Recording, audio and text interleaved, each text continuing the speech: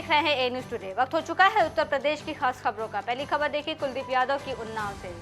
बढ़ती सड़क दुर्घटनाओं में कमी लाने के लिए यातायात माह नवंबर को सफल बनाने के लिए यातायात कार्यालय प्रांगण में डीएम अपूर्वा दुबे और पुलिस अधीक्षक सिद्धार्थ शंकर मीना द्वारा अपर पुलिस अधीक्षक शशि शेखर सिंह, मजिस्ट्रेट एसडीएम की उपस्थिति में यातायात माह नवंबर का शुभारंभ किया गया।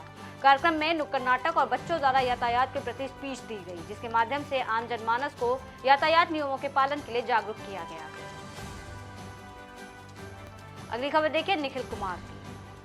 पटेल सेवा संस्थान की ओर से सरदार वल्लभ भाई पटेल की जयंती मनाई गई। पटेल सेवा संस्थान की ओर से अधिवक्ताओं ने सरदार वल्लभ भाई पटेल के जीवन का परिचय देते हुए उनके जीवन में घटित घटनाओं का वर्णन किया। मंच का संचालन हरिओम सिंह ने किया। इस दौरान विधायक श्रीकांत कटियार ने देश के प्रथम गृह मंत्री सरदार वल्लभ भाई पटेल की राजनीति पर प्रकाश डाला। जिला अध्यक्ष अवधेश कटियार ने भी पटेल के जीवन की रोचक और तेज तर्रार राजनीति के विषय में बताया कि कैसे पटेल जी ने देश को एकजुट कर एक राष्ट्र बनाया था। अगली खबर देखिए उन्नाव से कुलदीप यादव की। उन्नाव के प्रमुख चौराहों पर चलाया गया अतिक्रमण अभियान। इस दौरान भारी पुलिस फोर्स रहा मौजूद। उन्नाव के गांधीनगर तिराहे से आईबीपी चौराहे तक चलाया गया ये अभियान। रास्ते में लगी दुकानों को हटाया गया पीछे। आगे की प्रमुख खबरें देखिए अमित शर्मा की मथुरा से। जिलाधिकारी शैलेंद्र कुमार सिंह और पुलिस अधीक्षक शैलेश कुमार पांडे के नेतृत्व में राष्ट्रीय एकीकरण के शिल्पकार सरदार वल्लभ भाई पटेल की जयंती पर राष्ट्रीय एकता दिवस के अंतर्गत साइकिल रैली निकाली गई। साइकिल रैली निकालकर रन फॉर यूनिटी के माध्यम से राष्ट्रीय एकता का संदेश दिया गया। कि आज लौह पुरुष सरदार वल्लभ भाई पटेल का जन्मदिन है और इस दिवस को राष्ट्रीय एकीकरण दिवस के रूप में मनाया जाता है। उसी सीक्वेंस में आज यहाँ एसएसपी महोदय के नेतृत्व में रन फॉर यूनिटी का आयोजन किया गया, जिसमें हमारे सभी पुलिसकर्मियों ने, एसएसपी साहब ने, मैंने स्वयं, हम सब लोगों ने प्रतिभाग किया और लगभग आधे साल का हम लोगों ने चक्कर लगाया। देखिए, राष्ट्रीय एकता दिवस के अवसर पर जो कि लौह पुरुष सरदार वल्लभ भाई पटेल के जन्म दिवस पर मनाया जा रहा है, इसके उपलक्ष्य में आज यहाँ पे पुलिस लाइन से जिलाधिकारी महोदय और मैंने पूरी पुलिस टीम के साथ यहाँ पे एक साइकिल रैली निकाली गई। लोगों को उनके जो कार्य रहे हैं, जो उनका योगदान रहा है राष्ट्र एकीकरण का, उसका संदेश देने के लिए एक रैली निकाली गई, जो पुलिस लाइन से स्टार्ट होकर टैंक चौराहा, Holi gate, Bharatpur gate, brick gate, Koteshwar चौराहा, SBI चौराहा होते हुए वापस पुलिस लाइन में। ऑपरेशन जागृति औपचारिक लॉन्चिंग कार्यक्रम का शुभारंभ वृंदावन में किया गया। महिलाओं की सुरक्षा और उनसे संबंधित जागरूकता के लिए समुदाय स्तर पर सघन आउटरीच प्रोग्राम 1 नवंबर से आगरा जोन उत्तर प्रदेश पुलिस के नेतृत्व में किया गया।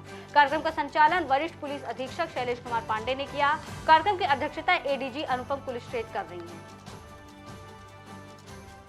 मथुरा के किराना मार्केट में चोरों ने अपना तांडव दिखाया। चोरों ने 5 दुकानों के ताले तोड़कर दुकानों में रखी नकदी को पार कर दिया। दुकानदारों ने बताया कि चोरी की वारदात 2 से 2:30 बजे के बीच हुई है। उनकी दुकान से सिर्फ पैसे चोरी किए गए। व्यापारियों ने पुलिस व्यवस्था पर सवाल उठाया और कहा कि चोरों पर कार्रवाई कर उनकी दुकानों और व्यापारियों की सुरक्षा सुनिश्चित होनी चाहिए। भैया, रात को हम लोगों के पास फ़ोन आया था, यहाँ पे पुलिस वाले गश्त पे आए होंगे तो उन्होंने फ़ोन किया था कि ऐसे ऐसे ताले टूटे हुए हैं आप लोगों के। तो हम आए थे, तो जब देखा था कि इसमें हमारे सामान तो योगी तो है, सामान कुछ नहीं गया। कैश जो था हमारी गलों में वो गया। लगभग कितना रुपये? 40,000 रुपये करीब गए। इस तरह की वारदात जिसमें हो रही है त्योहार से पहले, क्या सुरक्षा को लेकर क्या कहेंगे? भैया, ये तो पुलिस वालों को करना पड़ेगा, क्योंकि गश्त हालांकि उन्होंने बताई है, पुलिस वालों ने। अगली खबर देखिए ब्रिजेश पांडे की। अवैध रूप से संचालित लाइफ हॉस्पिटल में नवजात शिशु की हुई मौत। हॉस्पिटल प्रबंधन हुई फरार। सूत्रों की माने तो कई सालों से बिना रजिस्ट्रेशन के लाइफ हॉस्पिटल चल रहा है। हॉस्पिटल में मृत नवजात शिशु को दफनाकर अस्पताल प्रबंधक ने पीड़ित परिवार से 63,000 रुपए वसूले। पीड़ित परिवार का आरोप है कि अस्पताल प्रबंधक मरीज के साथ दुर्व्यवहार कर रहा था। तुरंत कार्रवाई की गई और यहाँ पर करके भेजी गई है। मैं भी आया हूँ देखने के लिए। ये अवैध रूप से जो हॉस्पिटल है, लाइफ हॉस्पिटल है, अवैध रूप से संचालित था और रजिस्टर्ड है और इसके खिलाफ जांच समिति जो है वो पूरा एक्शन करेगी, सीज करेगी और जो भी दोषी होगा। ऐसा संज्ञान में आया है कि एक अवैध संचालित हॉस्पिटल था, तो मरीजों ने शिकायत किया, उसी क्रम में आवश्यक निरीक्षण किया गया और सीएमओ साहब भी थे, हमारी टीम थी, पुलिस प्रशासन टीम थी, निरीक्षण किया गया कि अवैध रूप से संचालित किया गया। इसी आधार पर इसको सीजर की प्रक्रिया चल रही है और उसके बाद ये जांच का विषय बनेगा कि इसमें मरीज जो थे वो कहाँ गए और सघन जांच के बाद सख्त से सख्त कार्रवाई की जाएगी। अगर जो भी व्यक्ति दोषी होगा तो उसको बख्शा। अगली खबर देखिए आलोक तिवारी की। पुलिस अधीक्षक अंकित मित्तल के निर्देशानुसार गांव के लोगों की समस्याओं को सुनकर मौके पर निस्तारण कराया गया। ग्राम प्रधान के साथ चौपाल लगाकर जन शिकायतें सुनते हुए मिशन शक्ति दीदी के बारे में जागरूक किया गया। इस दौरान प्रभारी निरीक्षक करुणाकर पांडे और पुलिस टीम मौजूद रही। अगली खबर देखिए अभिषेक अग्रहरी की। बढ़ारा में एक 60 साल के व्यक्ति का शव बरामद हुआ। पुलिस अधीक्षक ने घटना स्थल का निरीक्षण कर शव को कब्जे में लेकर पंचायतनामा की कार्रवाई कर पोस्टमार्टम के लिए भेजा। श्रीनगर बॉर्डर के पास में एक लावारिस दोपहिया वाहन पड़ा हुआ है और वहां पर एक वृद्ध व्यक्ति का शव पड़ा है। इस सूचना पर पुलिस द्वारा तत्काल मौके पर पहुंचकर उस शव को अपने कब्जे में लेकर पोस्टमार्टम हेतु भिजवाया गया है। अभी तक की प्राप्त जानकारी के अनुसार मृतक सुखल कुशवाहा हनुमानगंज के थाना कुशीनगर के रहने वाले थे और कोठी बहार में अपने समधियाने में आए हुए थे। यहाँ से लौटते समय इनके ऊपर जानलेवा हमला किया गया है। परिजनों से प्राप्त तहरीर के अनुसार इसके बड़े सुपुत्र श्री राम से ज़मीन बेचने को लेकर काफ़ी कसीदगी थी, जिसमें काफ़ी समय से इनके बीच में विवाद चल रहा था। उसके द्वारा आज सुबह ये घटना कारित की गई है। पुलिस द्वारा समुचित धाराओं में अभियोग पंजीकृत करते हुए टीमों को इसके बड़े सुपुत्र श्री राम की गिरफ्तारी हेतु लगाया गया है। शीघ्र ही गिरफ्तारी और अन्य विधिक कार्रवाई पूर्ण की जाएगी। बुलंदशहर में यातायात माह नवंबर के दौरान कार्यक्रम के मुख्य अतिथि एसपी सुरेंद्र नाथ तिवारी ने यातायात माह नवंबर का शुभारंभ कर हरी झंडी दिखाया। इस दौरान बाइक रैली निकाली गई। इसे बचाने के लिए, जागरूक करने के लिए, पालन कराने के लिए, जिससे जो दुर्घटनाएं हो रही हैं उसकी संख्या है कम कर सकें, नीचे ला सकें। इसके लिए यातायात माह प्रत्येक वर्ष मनाया जाता है नवंबर माह में। इसी के परिप्रेक्ष्य में आज इसका उद्घाटन किया गया है। हम लोग प्रयास कर रहे हैं आप लोगों के माध्यम से और समाज के माध्यम से लोगों को जागरूक करें और जो समाज में लोगों की क्षति हो रही है घटनाओं के साथ इससे लोगों को बचाएं। बढ़ते अगली खबर की ओर देखिए रेहान अंसारी की। मुरादाबाद में 25 साल के युवक सऊद की अज्ञात हत्यारों ने गोली मारकर हत्या कर दी। युवक की हत्या कर आरोपी फरार है। युवक का शव एकता विहार कॉलोनी की बिलाल मस्जिद के पास मिला। एक व्यक्ति की डेड बॉडी मिली है और उसी पर तत्काल थाना कटघर की टीम और एसपी सिटी, एसपी और सीओ कटघर और मेरे द्वारा घटनास्थल का निरीक्षण किया गया और वहाँ पे परिजनों से जानकारी की गई थी। जानकारी मिली थी कि जो लड़का है उसका नाम सऊद है और वो वहाँ पे बाहर घूम रहा था और इसी दौरान ये घटना हुई और उसके बाद में जो उसकी डेड बॉडी वहाँ पे मिली।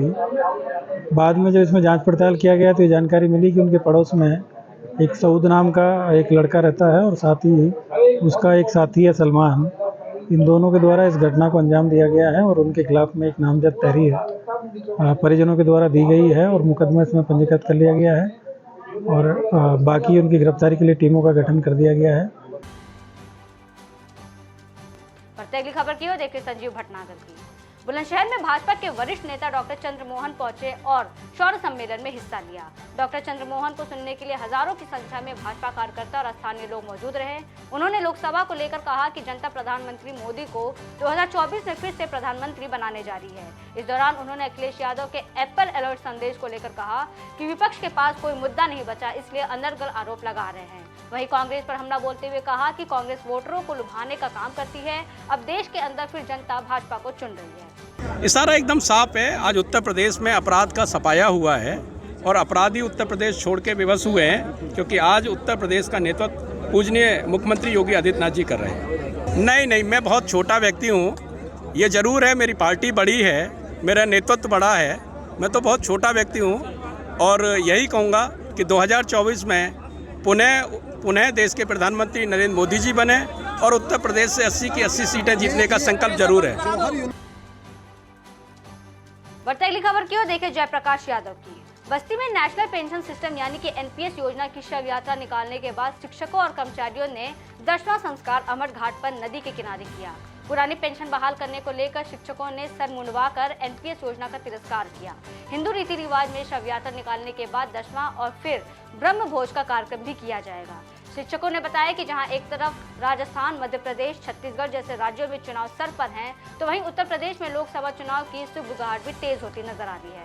सरकार के गले की हड्डी बनी सरकार की एनपीएस योजना के विरोध में देश भर में शिक्षक और कर्मचारियों ने मोर्चा खोल दिया है। चूँकि संस्कारों में है, किसी भी सौ का सौदा करने के पश्चात उसका 10 कर्म और 13वीं उसकी मुक्ति के लिए किया जाता है।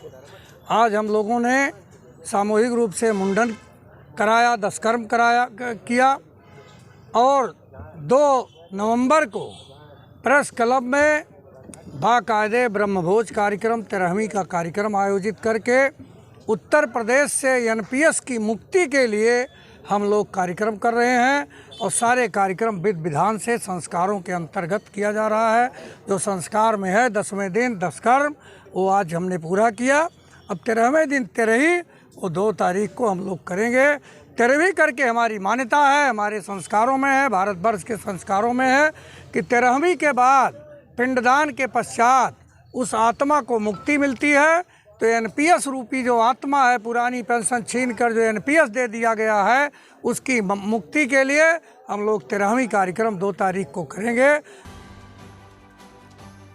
फिलहाल के लिए इतना ही। देश और दुनिया की तमाम बड़ी खबरों के लिए बने रहिए एएनएस टुडे के साथ।